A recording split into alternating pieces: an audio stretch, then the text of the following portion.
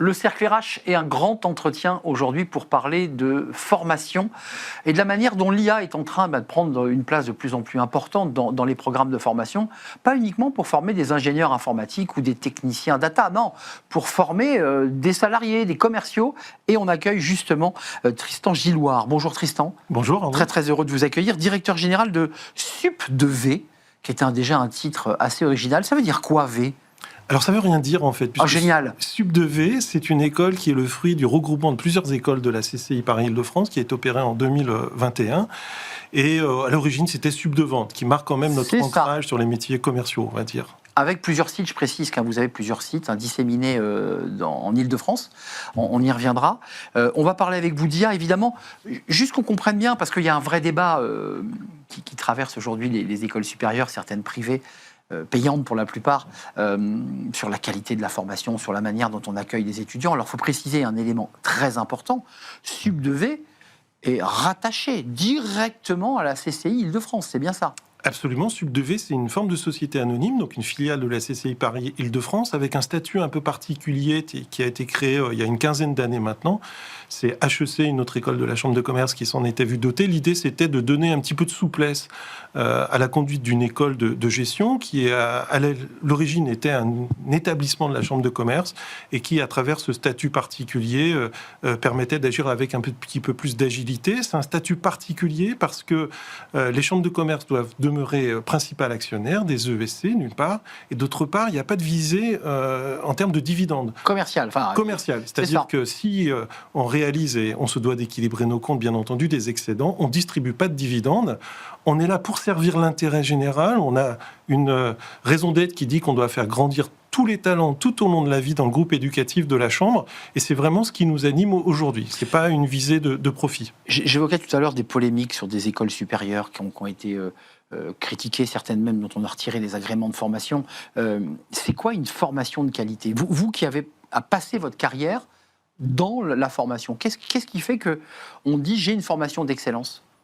Alors, c'est pas nous qui devons le dire en fait, ce sont les publics auxquels on s'adresse. Vos étudiants. Les étudiants, les entreprises aussi. Nous, on est beaucoup en apprentissage, donc nos publics, ce sont les tuteurs des jeunes qui sont formés, ce sont les jeunes eux-mêmes, ce sont aussi les professionnels qui viennent en formation continue. Je crois qu'une bonne école, c'est une école qui permet une expérience apprenante, enrichissante, c'est une école qui conduit à la réussite. C'est une école qui apprend aussi, j'en suis persuadé, à apprendre tout au long de la vie. C'est-à-dire qu'on n'est jamais expert durablement dans son domaine. Et finalement, c'est quelque part une école qui vous apprend à apprendre aussi. Et puis, c'est une école qui vous permet d'être diplômé, qui vous permet de vous insérer professionnellement assez rapidement dans le métier que vous avez choisi. Alors, ce qui est intéressant, c'est que arrive l'IA depuis quelques mois, à peine quelques années, ça va tellement vite, l'IA générative. Comment vous l'implémentez, comment vous l'intégrez, comment vous l'accueillez, cette IA au sein de SUP2V ? Déjà, il me semble qu'on ne peut pas ne pas intégrer l'IA. C'est quelque chose qui véritablement provoque un choc de civilisation. Il y a quelques années, on parlait du métavers, je ne sais pas si vous en souvenez, on en parlait dans l'enseignement, on faisait un petit peu de ça fait pchit, mais ça a fait pchit. Totalement. Mais là, l'IA... Vous voyez les sommes massives qui sont investies. Hier encore, cet industriel japonais qui... Cette banque japonaise, ouais. Voilà. 75 milliards. Milliards d'euros investis sur le territoire français pour faire des data centers, pour faire travailler l'IA. Donc l'IA, c'est incontournable. Ce qu'il faut voir aussi, c'est que l'IA s'est demandée à la fois par les jeunes et par les entreprises. Il y a un sondage qui s'appelle Talent 2026 qui a été produit par EY et Schema, notre école consulaire, il n'y a pas très longtemps, qui disait que 96% des étudiants donc du supérieur utilisent l'IA, dont 61% tous les jours. Et parmi eux, il y en a 71% qui demandent à être formés à l'IA. Donc vous voyez que c'est une demande des jeunes et une demande des entreprises. On a un partenariat au sein de SUP2V avec les directeurs commerciaux de France. On a fait une enquête pour savoir quelles étaient leurs attentes par rapport à la thématique de la montée en compétences. Et l'IA fait partie des sujets qui ressortent. On va revenir sur les formations différentes autour des directeurs de vente, des commerciaux. C'est presque contre-intuitif, puisqu'on voit bien l'IA sur certains métiers, la communication et d'autres. On le voit moins sur les formations je vois sourire, de commerciaux. Comment l'IA les augmente ? Comment ils l'utilisent, cette IA ? Alors, le commercial aujourd'hui, il prépare déjà son plan d'action commercial. Et pour préparer son plan d'action commercial, il doit utiliser un certain nombre de données, beaucoup de données, ses données clients, ses données marchés. Aujourd'hui, se passer de l'IA pour préparer sa prospection commerciale, ce serait stupide. Ça nous fait gagner tellement de temps, l'information est traitée de telle façon donc, rapide, il peut rentrer plus de data, plus de données. Bien sûr. Et à partir de là, se concentrer sur les éléments à plus forte valeur ajoutée. Moi, j'ai coutume de penser, de dire que finalement, l'utilisation de l'IA, ça déplace un petit peu la valeur ajoutée qu'on attend des hommes. Là où avant, le commercial allait passer beaucoup de temps à faire de l'analyse de ces données, il ira beaucoup plus vite aujourd'hui grâce à l'IA, en pluguant l'IA sur son CRM. Et du fait, il aura plus de temps pour bien comprendre les besoins de son client, écouter son client et sans doute plus performant dans la relation. Ça veut dire que vous rajoutez des programmes de formation avec des experts qui viennent compléter les programmes. Comment on organise? Parce que on va aborder le deuxième sujet, c'est que certaines écoles commencent déjà à mouliner l'IA pour faire les programmes de formation et qu'on va finir par avoir des voix plus ou moins ressemblantes à celles des humains et avoir des formations IA. Enfin, on y va quand même. Enfin, c'est un sujet qui ne vous échappe pas. Alors moi, je ne pense pas qu'il faut faire des formations sur l'IA. Je pense que dans tous les métiers auxquels on forme, il faut faire des formations qui montrent comment utiliser l'IA, quand, pour faire quoi, à quel moment. Moi, je suis persuadé que, en tant que formateur, la première chose qu'on doit faire, c'est apporter à nos publics des compétences fondamentales, un socle de compétences. Et l'idée, c'est surtout pas de dire aux jeunes, il y a l'IA qui va faire à votre place. Imaginez si vous, par exemple, pour préparer votre body summer, vous avez envie d'aller vous muscler. Vous allez en salle de sport. Comment vous savez tout ça? Parce que je suis sans doute comme vous.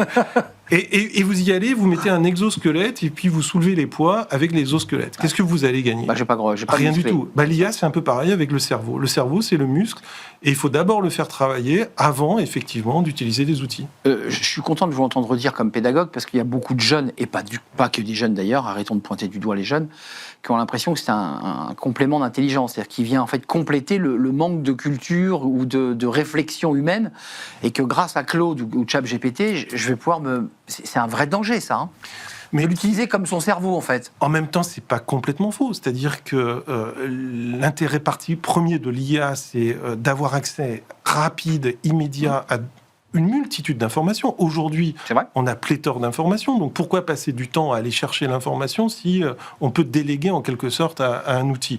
Donc, il ne faut pas renier cet apport de l'IA. Après, c'est la façon de traiter l'information, de l'analyser, d'avoir une capacité de recul par rapport à ce que peut vous dire l'IA, avoir du discernement, et puis rajouter derrière des compétences humaines, bien entendu, comme l'empathie. Du libre arbitre, parce que vous évoquez évidemment les soft skills, parce qu'un commercial ou un directeur commercial, il parle beaucoup. La parole n'a jamais été aussi importante que depuis que l'IA est arrivée, et c'est vrai pour les commerciaux. Comment on implémente, comment on apporte cette IA? On l'insère dans le programme avec des professeurs qui eux-mêmes ont dû se former. Absolument. Et on le rajoute aussi avec des experts qui viennent apporter quand même quelques outils techniques, parce qu'il faut quand même quelques outils. J'ai envie de dire qu'on l'utilise intelligemment. Par exemple, sur les commerciaux, on est en phase expérimentale d'un outil d'IA qui permet de simuler des entretiens de négociation. Vous imaginez un enseignant, il est en face de lui, chez nous, les classes ont à peu près de 25 élèves.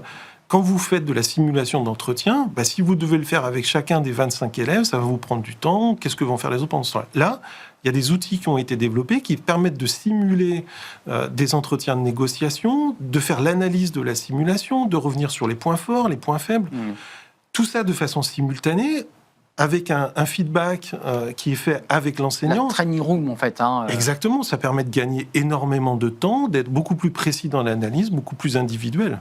Le directeur de Sub2V que vous êtes, l'homme qui connaissait la pédagogie, il y a un autre débat qui est comment remettre mon diplôme, comment rendre ma copie, mon petit mémoire, ma copie d'alternance. Il y a beaucoup d'alternants dont vous savez pertinemment que ce jeune va utiliser Chap et qui va vous cracher.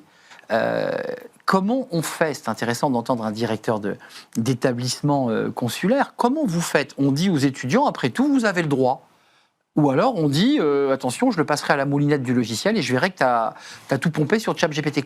C'est quoi votre position sur ce sujet ? Alors déjà, interdire, c'est impossible. Je disais tout à l'heure, On est 96% des élèves utilisent spontanément l'IA, donc ça serait vraiment contre-productif. Non, ce qu'il faut effectivement, c'est faire évoluer les méthodes d'évaluation.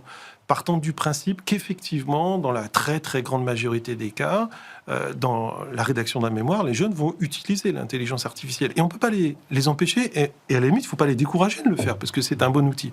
Du coup, ça déporte les modalités d'évaluation vers autre chose. Alors, l'oral ? Dans les métiers commerciaux, bien entendu, l'oral, la capacité à convaincre. Mais avant ça aussi, on les invite beaucoup à nous expliquer leur cheminement intellectuel. Comment ils ont interrogé l'IA, comment est-ce qu'ils ont rebondi sur ce que proposait l'IA. C'est le chemin, c'est de la bonne utilisation de l'outil. Et puis après, effectivement, valoriser les compétences de synthèse, d'expression, d'empathie, la capacité à rebondir sur des éléments d'incertitude, parce qu'une des faiblesses de l'IA, c'est qu'elle n'aime pas trop l'incertitude. L'IA, c'est un outil statistique. Il va vous sortir la meilleure réponse qu'il considère par rapport à toutes les informations qu'il est capable de scroller très rapidement. Or, l'humain, lui, il doit parfois décider en phase d'incertitude. On voit votre discours finalement avec la bonne distance, le recul nécessaire par rapport à l'outil, le fait de l'implémenter, d'accompagner les étudiants à être mûrs. C'est aussi c'est un levier d'attractivité pour votre école ? Oui et non, c'est-à-dire qu'aujourd'hui, mais vous le disiez tout à l'heure, il y a même des écoles qui disent on va vous former à l'IA. Nous, on ne dit pas ça, on va vous former à un métier. Et il se trouve que demain, votre métier, il aura besoin de l'IA. Donc, c'est un argument, bien entendu, et ça serait dommage de ne pas l'utiliser quand on fait la promotion des savoir-faire de l'école. Surtout dans nos métiers orientés sur le commercial, puisqu'on peut se demander finalement à quoi l'IA va servir dans les métiers commerciaux. 3200 entreprises qui sont partenaires de la structure, donc c'est avec lesquelles vous avez des relations. Il y a aussi un lien fort que vous entretenez avec elles et qui, elles aussi, ont des exigences. Vous disent, mais moi, je veux bien qu'elles aillent à Sub 2V, c'est une super école, mais je voudrais quand même que vous n'oubliez pas l'IA. J'imagine que ça a dû vous aiguillonner un peu quand même. Oui, parce que les entreprises aujourd'hui, elles sont en questionnement par rapport à ça. Alors, il y a un fait générationnel aussi. Les gens de mon âge ont peut-être un peu plus de difficultés à aller vers l'IA que des jeunes qui vont spontanément et puis qui sont des natifs de l'intelligence artificielle quasiment. Donc oui, les entreprises sont demandeuses que ces nouvelles générations qu'elles vont intégrer dans leurs effectifs, apportent aussi cette connaissance-là. Et je trouve que c'est très bien de mettre les jeunes dans cette situation, peut-être un peu de sachant finalement, par rapport à des gens qui sont un petit peu plus âgés, mais qui ont aussi besoin de se former. Et bien sûr, mais ce qui est intéressant dans votre discours, c'est qu'on a l'image d'Épinal des commerciaux, même si vous ne faites pas que des commerciaux, il y a quand même une grande partie d'étudiants alternants qui sortent et qui deviennent des commerciaux, des directeurs commerciaux, des ingénieurs commerciaux, puisqu'on a aussi des ingénieurs commerciaux. Vous dépoussiérez un peu l'image du commercial, quand même, l'image un peu d'Épinal qu'on a du commercial dans sa voiture, qui s'arrête au resto jusqu'à 15h. Vous voyez, cette espèce d'image un peu éculée du commercial. Mais c'est ça qui est très intéressant, en fait.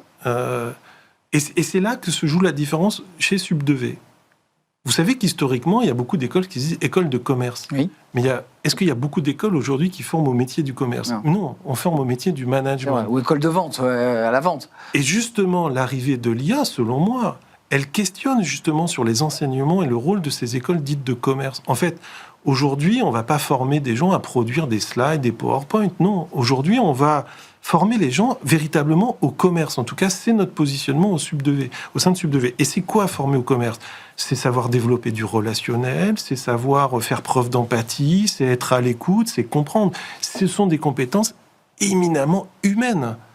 Donc ça veut dire, je le disais un petit peu tout à l'heure, on traite ce qu'il y a à traiter en termes d'analyse de données par l'intelligence artificielle, et ensuite on se concentre sur vraiment les éléments à forte valeur ajoutée. Un petit mot sur la formation continue, les VAE, parce que votre cœur d'activité, ce sont des étudiants qui se forment en alternance, que 20-25. La formation continue, vous dites qu'il faut qu'on accélère aussi sur ce sujet, parce que là aussi, vous avez de quoi pouvoir former des salariés qui, pour certains, sont un peu le pied sur le frein, et dont l'entreprise leur dit ça serait peut-être pas mal que tu viennes te former une semaine à Sub 2V. Oui, alors à Sub 2V, on a, je dirais, plusieurs motivations pour cela. Déjà, je vous l'indiquais, ça répond aux attentes des professionnels. Donc, nous, qui sommes des experts un peu de cette question des métiers de la vente, de l'ingénierie d'affaires. Vous parlez d'ingénierie tout à l'heure. C'est la première raison. La deuxième raison, c'est qu'aujourd'hui, Sub2V fait beaucoup d'apprentissage et trop peu de formation continue. Donc moi, j'ai un vrai enjeu stratégique pour l'école, c'est de l'ouvrir davantage à différents publics, et notamment le public de la formation continue. C'est-à-dire sur des formats de type exécutif, sur des formats, des choses de ce profil-là, ou des formations plus courtes, plus intensives? Sur des formats qui correspondent aux attentes des entreprises. Et en matière de formation continue, vous avez effectivement des gens qui vont aller chercher du diplôme, donc plutôt de l'exécutif avec des formats de type part-time, fin de mois par exemple. On se bloque 2-3 jours chaque mois et puis on vise l'obtention d'un diplôme. Je fais un cursus complet. Et puis il y a des gens qui vont venir chercher de la compétence très ponctuelle. Par exemple, on a un stage qui est de l'utilisation de l'IA dans la réponse aux appels d'offres. Parce que si vous partez du principe que tout le monde va utiliser l'IA pour répondre à un appel d'offres, comment est-ce qu'on se différencie? Ben voilà, par exemple, ça, c'est une compétence ponctuelle qu'on va venir chercher à Sub2V. La gestion des réseaux sociaux aussi qui est un énorme sujet quand on est un commercial, que l'on soit jeune ou moins jeune. Mais je pense qu'il y a certains commerciaux qui se disent, mais je sais que je pourrais aller chercher beaucoup plus de leads, mais je ne sais pas m'en servir. Ça, c'est aussi un outil de formation continue. Oui, bien sûr, bien sûr. Là, les étudiants, l'école est ouverte, comment ça se passe là? Il faut s'inscrire déjà? On en est où là dans le... On est en phase de recrutement. Ça recrute là? Alors, nous, on n'est que sur le supérieur, donc on a une partie de notre recrutement qui se fait sur Parcoursup, mais à partir de Bac+3, on a du recrutement direct, on a du recrutement en partenariat avec l'université sur la plateforme Mon Master. C'est maintenant, et je dirais que... Maintenant jusqu'à quoi? Mi-juillet? Ah oui, alors pour choisir son école, pour s'orienter, pour s'informer. Mais surtout, si on s'oriente vers l'apprentissage, il faut tout de suite se mettre en recherche d'une entreprise, c'est la clé. Moi, je dis souvent aux jeunes... C'est compliqué quand même, ça, en ce moment. Les jeunes, souvent, ils se disent, l'apprentissage, c'est un droit, j'ai le droit de faire l'apprentissage. Il y a une loi qui a développé l'apprentissage. Il faut l'employeur. Mais il faut l'employeur, c'est la condition sine qua non. Et on a vu quand même une petite contraction quand même des entreprises dans un contexte difficile. Je rappelle, merci d'être venu, Tristan Gilloire, d'être venu nous rendre visite. 5 sites, Paris, Montparnasse, Saint-Germain-en-Laye. C'est pour donner envie aux étudiants de se dire je ne vais pas à Paris, Rambouillet, Cergy-Pontoise, Enghien, Les Bains. Donc il y a du choix. Absolument. Voilà, il y a une belle couverture territoriale. Exactement, qui permet à des jeunes d'éviter Paris pour ceux qui ne veulent pas y aller. Merci Tristan Gilloire, directeur général Sub2V. L'émission est terminée, c'était un vrai plaisir d'avoir partagé ce moment avec vous. Merci à vous, merci à Nicolas Juchat, évidemment, qui m'accompagne. Merci à Paul au son et merci à notre ami réalisateur. Et merci à Laura qui nous accompagne tout au long de nos émissions. Merci à vous pour votre fidélité. Je vous dis à très très bientôt. Bye bye.